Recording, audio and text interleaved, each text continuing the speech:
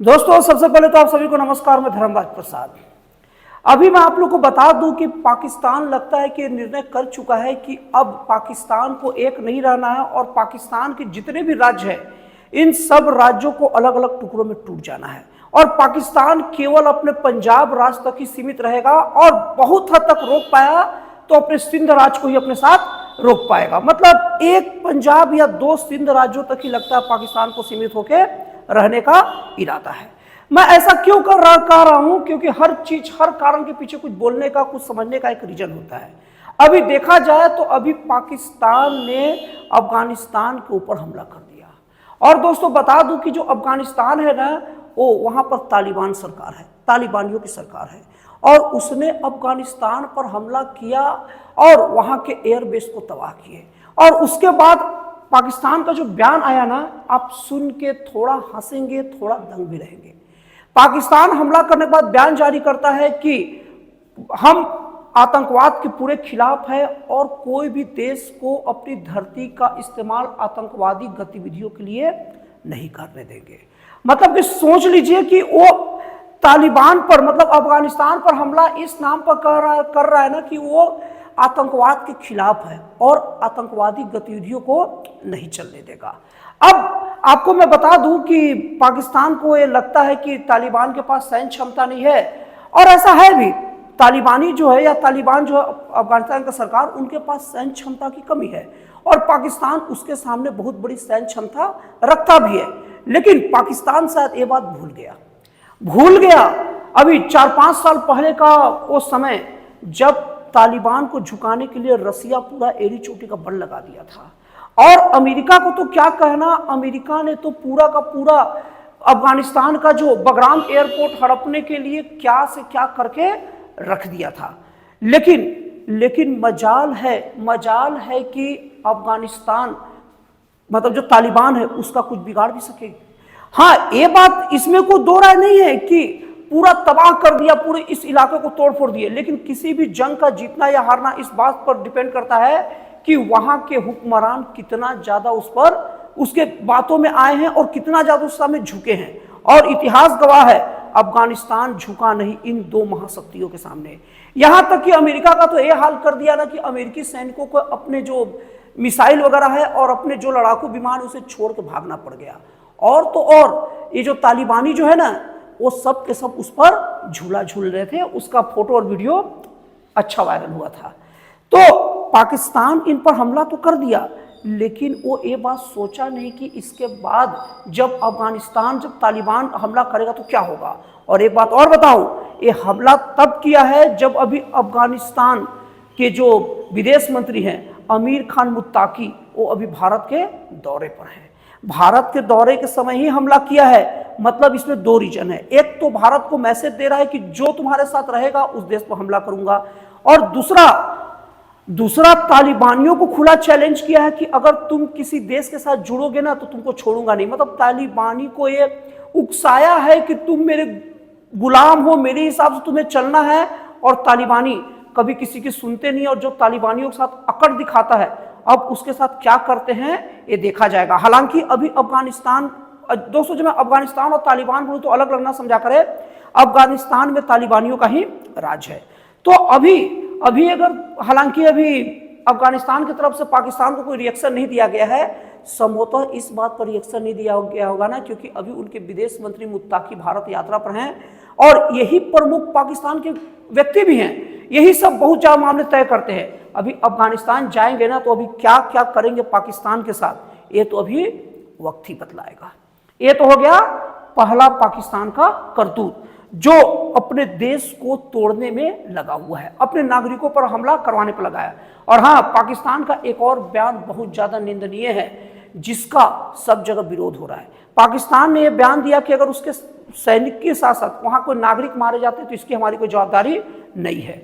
ऐसा घटिया बयान और ऐसा आतंकवाद से भरा बयान वही देश दे सकता है जिसका उद्देश्य केवल आतंक मचाना हो। हर देश जब हमला करता है तो ये बात बोलता है कि मुझे वहां के नागरिकों से, सिविलियन से मतलब नहीं है, मुझे वहां के सैन्य चीजों से मतलब है। ये भी एक सोचने वाली बात है। और दूसरा सोचने वाली बात और है कि पाकिस्तान जो ये बयान दिया है कि आतंकवाद को का मतलब उपयोग उस देश की धरती के लिए, धरती को को नहीं करने दूंगा आतंकवाद के विरोध उपयोग, ये बयान अक्सर भारत देता है और पाकिस्तान हमेशा भारत का नकल करता है। भारत रुपया अपना है प्रतीक चिन्ह, मतलब अपना मुद्रा, तो पाकिस्तान भी रुपया अपना लिया। भारत अपना चीज हॉकी अपना लिया और राष्ट्रीय खेल, तो पाकिस्तान भी हॉकी अपना लिया। अब पाकिस्तान हर जगह नकल करता है, लेकिन समझ में नहीं आता है पाकिस्तान भारत का उस चीज का नकल क्यों नहीं करता। जियो और जीने दो, तुम भी विकास करो, हम भी विकास करें और आतंकवाद का रास्ता छोड़ दो। ये तो हो गया पहला चीज। अब दूसरा एक और चीज है, अभी कुछ दिन पहले पाकिस्तान अपने ही देश पर मिसाइल हमला कर दिया था, जिसका बात मैं पहले की वीडियो में कर चुका हूं, लेकिन थोड़ा सा बता दे रहा हूं।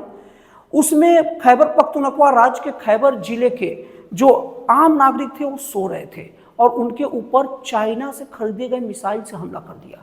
सोचो, अपने देश में मिसाइल हमला करने वाला संभवतः पाकिस्तानी देश बन गया है। ये भविष्य में जी के बन सकता है कि विश्व का ऐसा कौन सा देश है जो अपने ही देश के नागरिकों पर मिसाइल हमला करता है। वो देश क्या है? सही समझा, पाकिस्तान। अब इसके बाद में खैबर पख्तूनख्वा में बहुत गजब का विरोध फैल गया और फिर वहां से खैबर पख्तूनख्वा में जो लड़ाके हैं वो पाकिस्तानी सैनिकों पर हमला किए और कई पाकिस्तानी सैनिकों को मौत के घाट उतार दिया।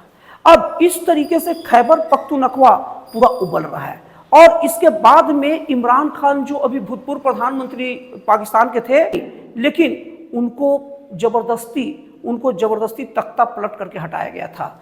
और इमरान खान पाकिस्तान के लोकप्रिय नेता हैं, तो वो पाकिस्तान में जेल में बंद हैं और खैबर पख्तूनख्वा के जो मुख्यमंत्री हैं उनको जेल में बंद रहते ही बदल दिया। खैबर पख्तूनख्वा के जो मुख्यमंत्री भी जो थे उनको बदल के भी नया मुख्यमंत्री मतलब शोएब अफरीदी को नियुक्त कर दिया गया। अब सुन लीजिए, शोएब अफरीदी क्या है। शोएब अफरीदी हैं पाकिस्तान के विरोधी। उसके पहले के जो मुख्यमंत्री थे वो पाकिस्तान के सपोर्टर थे। तो इस तरीके से देखा जाए ना, तो अभी पाकिस्तान का खैबर पख्तूनख्वा से पूरा उबाल मच रहा है। अब दूसरा, अगर मैं बलूचिस्तान का बात करूं तो बलूच लिबरेशन आर्मी, जो वहां के लड़ाके हमेशा अपनी आज़ादी की लड़ाई लड़ रहे हैं और इतना खूंखार लड़ाई लड़ रहे हैं कि अब लगता है कि निर्णायक जगह पर लड़ाई पहुंच चुका है। वो कभी भी आपको खबर सुनने को मिल सकता है कि पाकिस्तान से बलूचिस्तान अलग कर लिए बलूच लिबरेशन आर्मी के द्वारा, और उससे प्रेरणा लेकर खैबर पख्तूनख्वा के जो राज्य के लोग हैं वो भी अपने आप को अलग करने में लग जाएंगे, क्योंकि एक देश को देखकर दूसरा अपना रास्ता बदलता है। तो इस तरीके से देखा जाए तो पाकिस्तान हर जगह आतंकवाद से पूरा घिरा है और दूसरे देशों को आतंकवाद पर नसीहत देता है। अब दूसरा क्या पाकिस्तान हरकत कर दिया है जो पाकिस्तान का नींव तक हिलाकर रख देगी। अभी क्या किया है पाकिस्तान, एक तरफ तो गाजा का सपोर्ट करता है और गाजा के सपोर्ट के नाम पर कई जगह क्या क्या नरेशन चलाता है और यहाँ तक कि उसके खिलाड़ी विदेशों में जाकर नमाज पढ़ते हैं गाजा के लोगों के लिए। अब गाजा की जमीन पर अमेरिकी जो राष्ट्रपति हैं वो गाजा शांति के लिए, गाजा शांति के नाम पर वहाँ पर खुद अमेरिकी राष्ट्रपति डोनाल्ड ट्रंप के नेतृत्व में एक शांति समिति बन रही है। अब उस शांति समिति का जो समर्थन पाकिस्तान किया है और यहाँ जो वहाँ शांति जो सैनिक उतरेंगे ना वो पाकिस्तान के सैनिक उतरेंगे, लेकिन कंट्रोल अमेरिका का रहेगा, ट्रंप का रहेगा। तो इस बात को लेकर ना पाकिस्तान में आग लग गया है। अब सोचिए, पाकिस्तान के अति कट्टरपंथी संगठन, पाकिस्तान का अति कट्टरपंथी संगठन तहरीके लब्बैक पाकिस्तान मतलब TLP के लाखों आंदोलनकारी अपने जो प्रमुख हैं हाफिज साद हुसैन रिजवी के नेतृत्व में ये सब के सब लोग पाकिस्तान के इस्लामाबाद पर मार्च कर रहे हैं, कूच कर रहे हैं। और पाकिस्तान के इस्लामाबाद में कूच करते वक्त सैकड़ों की संख्या में जब झड़प हुई TLP और पाकिस्तानी सैनिकों के बीच में, तो सैकड़ों के संख्या में जो उनके जो विरोध करता है वो घायल हो गए और 2 लोगों की मौत हो गई। और इसके बाद में ये बताया जा रहा है कोई साधारण विद्रोह नहीं है, साधारण विरोध नहीं है। अभी तक में ये जो कट्टरपंथी संगठन था, इसको कट्टरपंथी बोलना गलत रहेगा, अति कट्टरपंथी संगठन, ये हमेशा पाकिस्तान के सपोर्ट में रहता था। एक कभी पाकिस्तान के विरोध में नहीं बोला, लेकिन इस बार इतना खूंखार इसका जो विरोध हुआ है ये निश्चित तौर पे पाकिस्तान का नागरिक और सैन्य के बीच में अलगाव को दिखाता है। और यही नहीं, पाकिस्तान का कमांड कंट्रोल सिस्टम को भी ये हिला देता है। लाखों की संख्या में वो भी उग्रवाद से ग्रसित लोग जिस तरीके से पाकिस्तान की इस्लामाबाद की ओर कूच कर रहे हैं, वो निश्चित तौर पर पाकिस्तान को खंड खंड करके रख देगा। और पाकिस्तान अभी दो तरफ से खिंचाव की स्थिति में है। एक तरीके से गाजा के सपोर्ट कर रहा है ताकि गाजा के समर्थकों को खुश करके रख सके, और दूसरे तरीके से गाजा के शांति सेना के लिए सैनिक भेज रहा है। तो ये दोनों पक्ष इस तरीके से उसको पूरा वो कर रहे हैं ना कि पाकिस्तान के लिए भविष्य में दिन अच्छे तो कम से कम नहीं है, और इसका जिम्मेवार केवल और केवल पाकिस्तान है।